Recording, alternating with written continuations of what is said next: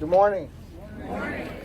Thank you for the opportunity to speak to you on such a somber day, this 20-year anniversary of September 11th. I feel blessed today to be joined by my fellow patriots to honor the memory of the 2,977 people who perished this day 20 years ago, and the 2,474 military personnel that lost their life in Afghanistan since 2001, including the 13 that we lost on August the 26th. However, I'm not going to talk about the current situation in Afghanistan today because today is a day of remembrance. But I will leave you with words of President Ronald Reagan from October the 2nd, 1984, where he said the case of terrorism will never be closed. I believe terrorism has not and will not simply go away. We must not let our guard down, and we must continue to be vigilant to protect our American way. This day, September 11th, is a day that changed my world and the lives of my children forever. This day, September 11th, is my generation's day to be remembered in infamy forever. I can ask where you were and what were you doing on that dreadful September morning, and scorched into your memory, you will have a story. All of us have a story about what we're doing on that dreadful September morning when time seemed to just stand still. Many of us were watching the TV and saw the tragic event unfold in real time. Many of us remember seeing the Twin Towers bellowing with white smoke and hearing the back and forth of live breaking news of more airplanes aiming for similar destruction. We all have these stories, and we need to share these stories with our younger generation so we as Americans and we as a nation never forget that awful day when the four planes were hijacked by Al-Qaeda terrorists, crashed into the World Trade Center, the Pentagon, into a field in Pennsylvania. My story is like many of yours. My family and I were living in New Windsor, New York, part of the West Point military community, roughly an hour or so from New York City. It was just an average Tuesday, and I cannot forget the beautiful blue skies we had that day, kind of like today. I was at home on leave watching our 3-year-old and our 5-month-old sons. The 3 older ones were already in school, and my wife was at a doctor's appointment. I remember the boys were watching Barney, if anybody's familiar with Barney. Eventually they fell asleep. I couldn't wait to turn the channel. So when I was flipping through the channel, that's when I seen a plane had hit the World Trade Center. The towers are very high, and I didn't think much of it. Thought it was a little bit unusual a plane could hit one of the towers. But I was also wondering how the people were going to get out. Then as I was watching, the South Tower was hit by a passenger jet on live TV. I knew from that exact moment in time this was some type of an attack. My heart sank. I knew from that stomach-turning event that our peaceful nation would soon be at war. I witnessed the first tower collapse, and within seconds the 110-story building was reduced to a pile of rubble. Huge plumes of smoke, ash, and white dust rolled all through the city. And I will never forget the images of people walking around dazed and confused, covered in white dust from head to toe. Every single image was so real. Then only 29 minutes later, the second tower fell, just as fast as the first one. In 30 seconds, the New York City skyline that America loved vanished. When my kids arrived home from school that day, they told me the students were crying. Almost all the kids were picked up early. I tried to explain to them that America was attacked. The Twin Towers and the Pentagon stood for everything that America represents. I told them America would go to war, and when they graduate high school, we would still be at war. And my gut instincts were right. Every single one of my 5 sons graduated high school while America's bravest fought the global war on terrorism. Well, I went to bed that night, and like everyone else, I was confused, upset, angry, and I wanted answers.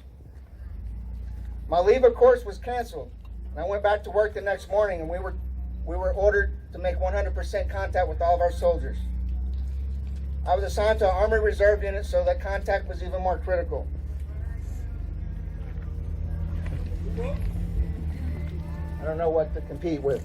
One soldier One soldier we were not able to get a hold of was Staff Sergeant Frederick J. Ill Jr. His civilian job was captain of New York City Fire Department Ladder Number 2. Fred was known to work with great intensity, always hands-on, always first in, and always last out. He was hailed a hero in 1999 when he saved a man that fell on the subway track from certain death. Frank died at 9:59 a.m. with 9 of his fellow firefighters of Ladder Number 2 when the south tower collapsed. He was well known as a leader of firefighters and an important member of the Army Reserves. He was a firefighter, a soldier, and a friend. Today, the Reserve Center in Beauville, New York bears his name. This is the single deadliest incident for firefighters ever. 343 firefighters died, along with 23 police officers and 37 Port Authority officers. Although 9/11 stands as the worst terrorist attack in our nation's history, it is also the day when so many ordinary people acted in such heroic, selfless acts of courage that saved thousands. I'm only going to mention a few here, but there are many, many heroes that solidify America's strength and America's resiliency. Head of corporate security for Morgan Stanley in the South Tower, Vietnam veteran and Silver Star recipient was Rick Riscola. As the North Tower was hit, the Port Authority gave him orders to keep everyone at Morgan Stanley at their desk, but he knew better. Instead, he immediately ordered a complete evacuation of all of his employees. In the 16 minutes between the first and the second towers being hit, as many as 2,700 people escaped safely. He is remembered singing "God Bless America" on a bullhorn, and he was last seen on the 10th floor, headed up. But perhaps the most memorial moment of selfless acts of courage and heroism is on United Flight 93. United Flight 93 was hijacked by 4 Al-Qaeda terrorists. But packed into the rear of the plane were several passengers that were quietly talking on cell phones and learned of the attacks by family members. They learned that the Twin Towers and the Pentagon was hit that day.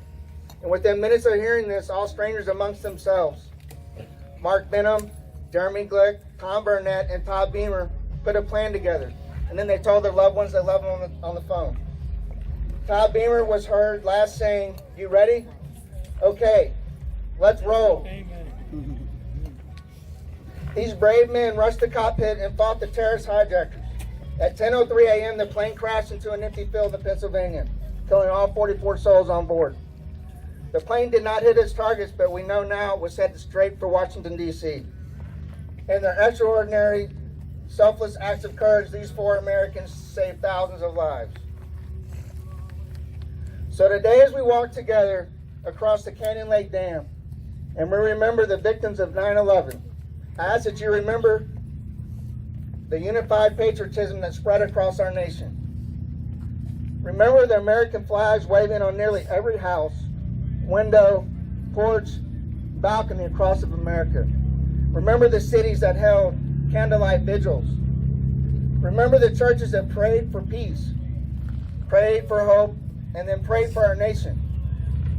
Remember the firefighters that raised an American flag over the smoldering rubble at Ground Zero.